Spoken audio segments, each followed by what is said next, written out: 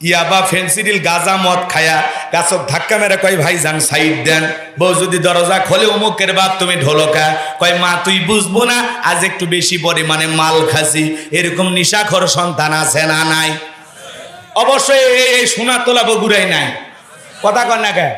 সন্ধ্যা হলে ঘরে দরজা বন্ধ করে জিকির করে ইয়াবা ইয়াবা ইয়াবা।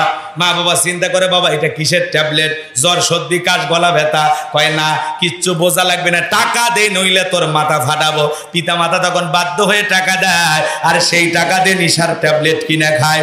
মনে রাখবেন একটা নেশাখোর মানুষ প্রিয় স্বামী হতে পারে না, প্রিয় বাবা হতে পারে না, প্রিয় সন্তান হতে পারে না, সমাজের আদর্শ মানুষ হতে পারে না। নেশাখোর মানুষকে কি সবাই পছন্দ করে না ঘৃণা করে?